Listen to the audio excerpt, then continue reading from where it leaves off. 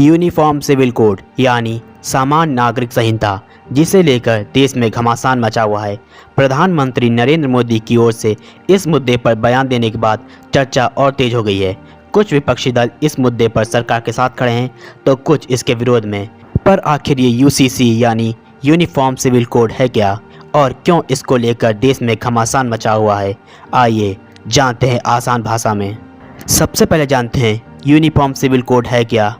Uniform civil code का अर्थ होता है देश में रहने वाले हर नागरिक के लिए एक समान कानून होना, फिर चाहे वह किसी भी धर्म या जाति का क्यों ना हो।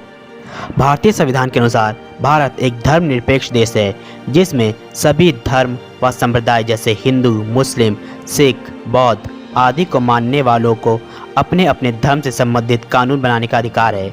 भारत में दो तरह के पर्सनल लॉ हैं। पहला हिंदू मैरिज एक्ट 1956, जो कि हिंदू, सिख, जैन व अन्य संप्रदायों पर लागू होता है। वहीं दूसरा है मुस्लिम पर्सनल लॉ, जो मुस्लिम धर्म को मानने वालों के लिए है।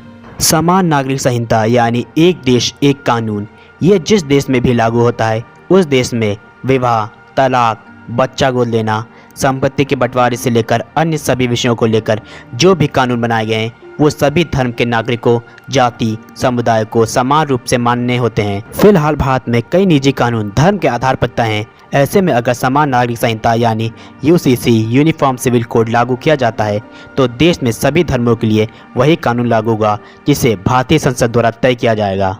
हमने ये तो जान लिया कि यूसीसी है क्या, पर अब जानते हैं कि यूसीसी लागू होने पर क्या क्या बदलाव आएंगे। यूनिफॉर्म सिविल कोड लागू होने से सभी धर्मों, समुदाय के लोगों को एक समान अधिकार दिए जाएंगे।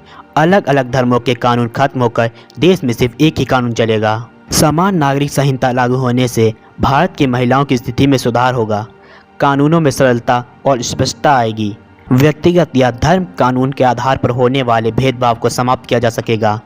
कानून के तहत सभी को समान अधिकार दिए जाएंगे। कुछ समुदायों के पर्सनल लॉ में महिलाओं के अधिकार सीमित हैं। ऐसे में यदि यूनिफॉर्म सिविल कोड लागू होता है तो महिलाओं को भी समान अधिकार लेने का लाभ होगा। महिलाओं का पैतृक संपत्ति पर अधिकार होगा और गोद लेने से संबंधी सभी मामलों में एक समान नियम लागू हो जाएंगे। यूसीसी लागू होने से छोटी उम्र में विवाह होने से रोका जा सकेगा। ट्रिपल तलाक और हलाला जैसी प्रथाओं को खत्म किया जाएगा। तलाक सिर्फ कोर्ट से होगा। एक पुरुष के कई शादियां होने पर रोक लगेगी। समान नागरिक संहिता लागू होने के बाद शादी, तलाक, दहेज, उत्तराधिकार के मामले में सभी धर्मों पर एक समान कानून लागू होगा। न्यायपालिका पर दबाव कम होगा और धर्म के कारण वर्षों से पड़े केस जल्दी सुलझा लिए जाएंगे। भारत के संविधान में समान नागरिक संहिता का उल्लेख भारत के संविधान में भी किया गया है। भारतीय संविधान के भाग 4 के अनुच्छेद 44 में समान नागरिक संहिता का उल्लेख किया गया है। इसमें नीति निर्देश दिया गया है कि समान नागरिक कानून लागू करना हमारा लक्ष्य होगा। सुप्रीम कोर्ट ने समान नागरिक संहिता पर कब कब क्या कहा।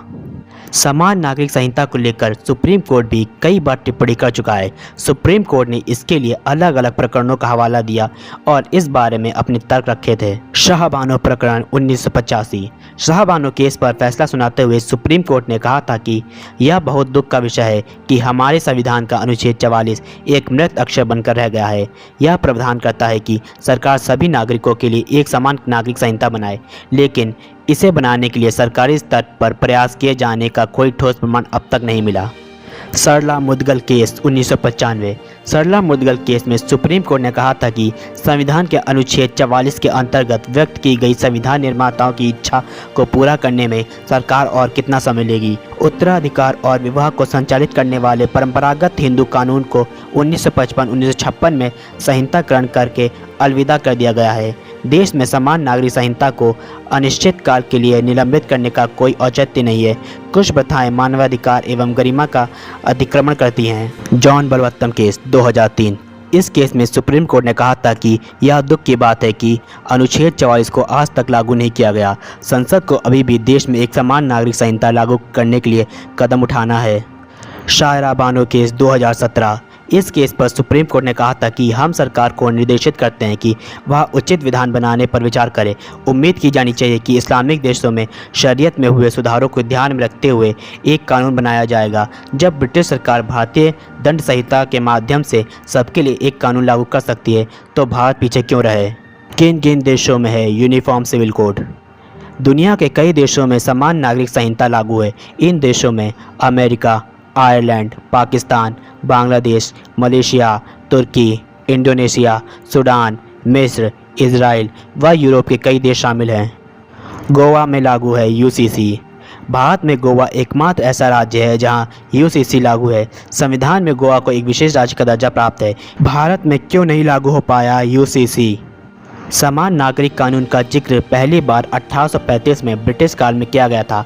उस समय ब्रिटिश सरकार की एक रिपोर्ट में कहा गया था कि अपराधों, सबूतों और ठेके जैसे मुद्दों पर समान कानून लागू करने की ज़रूरत है।